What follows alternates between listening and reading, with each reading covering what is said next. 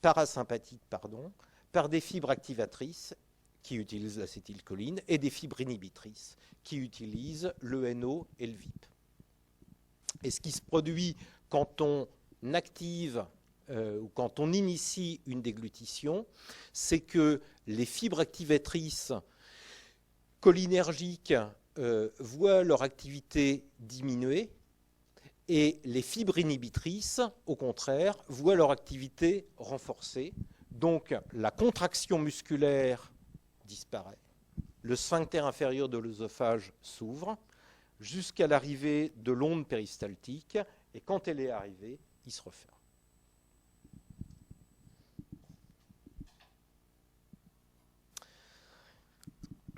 Alors il y a plein de pathologies de l'œsophage, et l'objectif, c'est certainement pas de toutes les détailler, mais il y en a une qui est extrêmement fréquente, qui est le reflux gastro-œsophagien.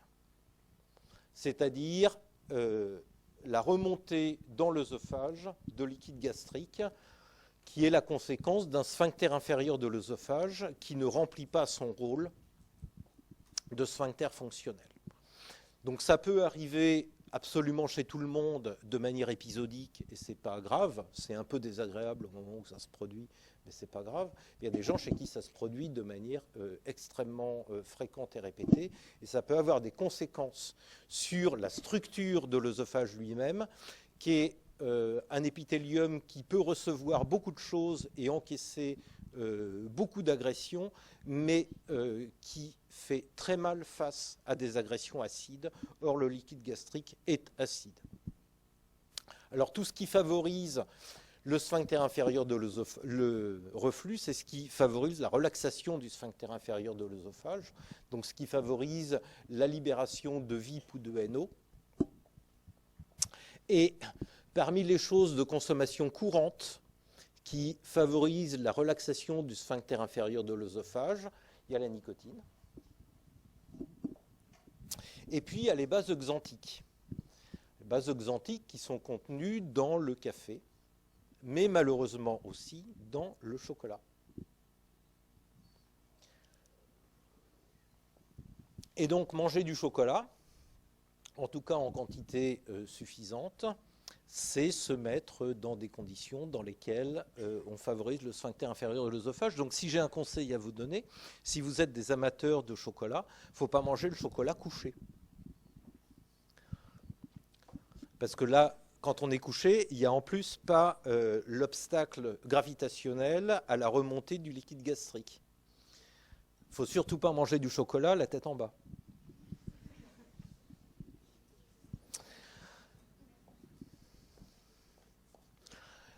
Vous verrez en ED qu'il y a une maladie qui est beaucoup plus rare, qui s'appelle l'achalasie, qui est la disparition de la fonction des plexus mi-entériques de l'œsophage.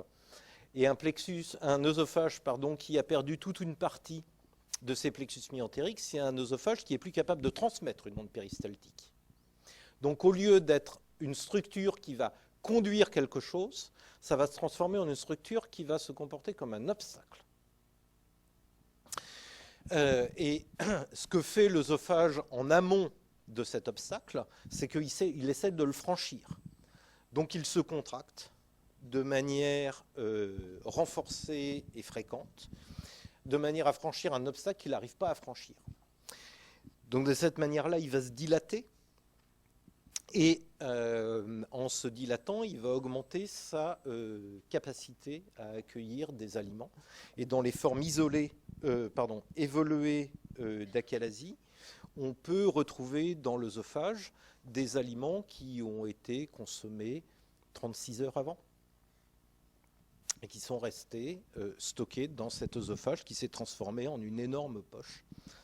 Donc je vous laisse imaginer l'état dans lequel est un aliment qui a résidé dans un œsophage à 37 degrés pendant 36 heures.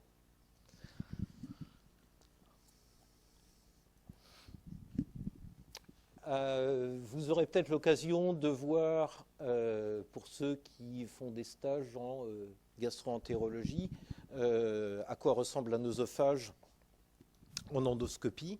Normalement, la muqueuse est rosée et régulière, comme on peut le voir là. Et puis, vous pourrez voir des œsophages pathologiques. Par exemple, un œsophage qui est le siège d'une inflammation, donc d'une œsophagite, qui est beaucoup plus rouge parce qu'il y a une inflammation et donc une augmentation de la vascularisation. Puis au contraire, des œsophages qui sont des œsophages cicatriciels avec de la fibrose, qui a un aspect beaucoup plus terne qu'un œsophage normal. Bien, quittons l'œsophage et arrivons dans le stomac. Alors, d'un point de vue fonctionnel, en fait, le tube digestif, c'est la succession d'endroits dans lesquels les passages sont relativement rapides et d'endroits dans lesquels on a un temps de résidence qui est beaucoup plus long. Donc, dans l'œsophage, on ne réside pas. Dans l'estomac, on réside. Les aliments résident un certain temps, beaucoup plus longtemps que dans l'estomac, que dans l'œsophage. Dans l'intestin grêle, ils vont avancer relativement vite. Alors, ils vont y rester un certain temps parce que c'est très long, mais ils avancent relativement vite. Et puis, dans le côlon, de nouveau, ils vont avancer très lentement. Donc, on a cette succession, cette alternance de structures où les déplacements sont rapides et de structures dans lesquelles les déplacements sont lents. Vous savez tous à quoi ressemble un estomac, mais d'un point de vue fonctionnel, on décrit différentes zones. La zone supérieure ici qu'on appelle le fundus, ici le corps de l'estomac, ici l'antre, et puis l'estomac est séparé de ce qui est en amont et de ce qui est en aval par deux structures. La première dont on a parlé, qui est le sphincter inférieur de l'œsophage, et puis la deuxième qu'on voit maintenant, qui est le pylore. Le pylore qui est la frontière entre l'estomac et le duodénum. Donc la paroi de cet estomac est construite exactement comme, je vous l'ai dit schématiquement pour l'ensemble du tube digestif, avec le système nerveux entérique, et le système nerveux entérique, lui, reçoit des connexions du système parasympathique et du système sympathique par l'intermédiaire des muscles, des neurones qui proviennent du plexus cœliaque. Dans l'ensemble, les fibres cholinergiques du vague augmentent la motricité gastrique, augmentent aussi les sécrétions gastriques, mais ça on le verra la prochaine fois, alors que les fibres adrénergiques diminuent la motricité et diminuent les sécrétions. Et puis, par l'intermédiaire de ces connexions au système nerveux autonome, eh bien, l'estomac est capable aussi d'envoyer des informations au système nerveux central. Et comme je vous le disais tout à l'heure avant la pause, ce qu'on a découvert dans les 10 dernières années, c'est que les informations qui sont envoyées au système nerveux central ne sont pas seulement des informations de type neurogène, mais sont aussi des informations de type endocrine. Et je vous ai donné un certain nombre d'exemples d'hormones qui allaient informer le système nerveux central de ce qu'il était en train de se passer. Donc normalement, on ne sent pas ce qui se passe dans notre estomac, mais on peut ressentir des choses anormales si les pressions, si la distension, si le pH deviennent anormaux dans cet organe. La première chose que doit faire un estomac lorsqu'on s'alimente, c'est de se relaxer. En dehors de la prise alimentaire, l'estomac, c'est une cavité virtuelle. Il ne faut pas se l'imaginer comme étant un sac vide. En dehors de l'alimentation, l'estomac, ce n'est pas un sac. C'est deux feuillets accolés l'un à l'autre, dans lesquels il n'y a quasiment rien, parce qu'il y a un état de contraction basale qui fait que ce n'est pas une poche vide. Donc quand on s'alimente, il faut que ça devienne une poche, un sac. Et pour ça, il faut que l'estomac se relaxe. Et il va se relaxer sous l'influence des fibres non cholinergiques du système sympathique qui sont informées de la distension qui commence à apparaître dans l'estomac et qui permettent la relaxation des muscles de la paroi gastrique. Et c'est pour ça que quand on regarde comment évolue la pression à l'intérieur d'un estomac d'un sujet normal, on voit qu'il faut le remplir beaucoup avant que la pression commence à augmenter à des valeurs anormales. Donc on peut mettre 600 à 800 millilitres de liquide ou d'aliments dans un estomac d'adulte normal sans que la pression n'augmente de manière pathologique. Il va gentiment se laisser distendre. Mais les patients qui ont eu une vagotomie, donc une section du nerf vague, ne sont pas capables d'accommoder leur estomac à l'arrivée des aliments. Et puisqu'ils ne sont pas capables de relaxer, en l'absence du nerf vague, leur estomac normalement, eh bien la pression va augmenter beaucoup plus rapidement. La conséquence, elle est facile à deviner, c'est que quelqu'un qui a une vagotomie qui influence la capacité de relaxer l'estomac n'est pas capable de prendre un repas en abondance normale. Donc ces gens-là vont avoir des prises alimentaires fractionnées, parce qu'autrement, la prise de repas devient réellement douloureuse.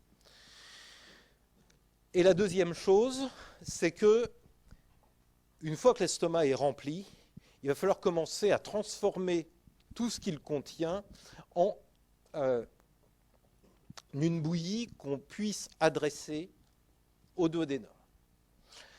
Donc l'activité mécanique de l'estomac est une activité qui est absolument essentielle de ce point de vue-là, puisqu'elle va permettre d'obtenir des fragments d'aliments qui puissent sortir de l'estomac et être adressés au duodénum. Et effectivement, sortir de l'estomac, lorsqu'on est en période postprandiale, ce n'est pas quelque chose qui est si simple que ça. Parce que en bas de l'estomac, il y a un obstacle fonctionnel qui s'appelle le pylore. Et après un repas, le pylore est une structure qui la plupart du temps est fermée.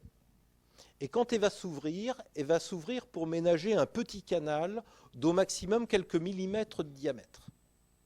Donc tout ce qui ne fait pas la taille requise ne pourra pas sortir de l'estomac.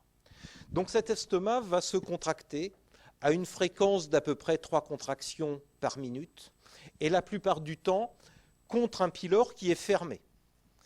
Donc la contraction va entraîner des mouvements de flux et de reflux du contenu de l'estomac, et c'est ce flux induit par la contraction et le reflux parce que la propulsion se heurte à l'obstacle du pylore qui va progressivement fragmenter le contenu de l'estomac.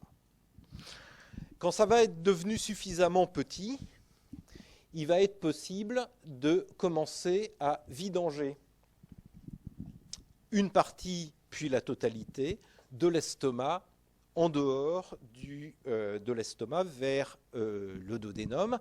Et la question, c'est combien de temps ça prend.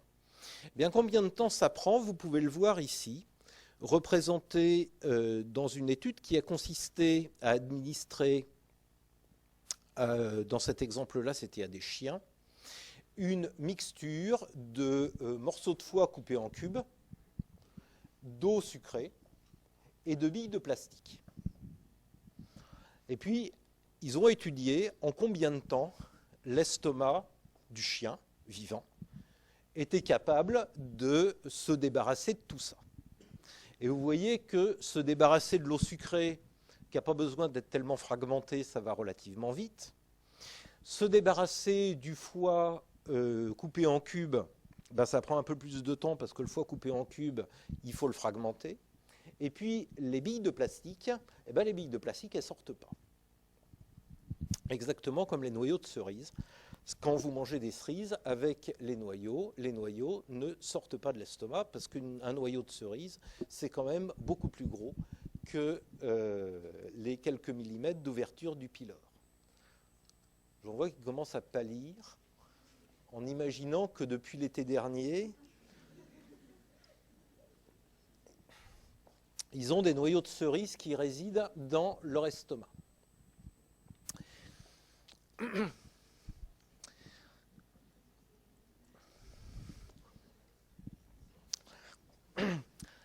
Alors la vidange pylorique, ou le contrôle de l'activité du pylore, ça c'est une histoire à soi seule.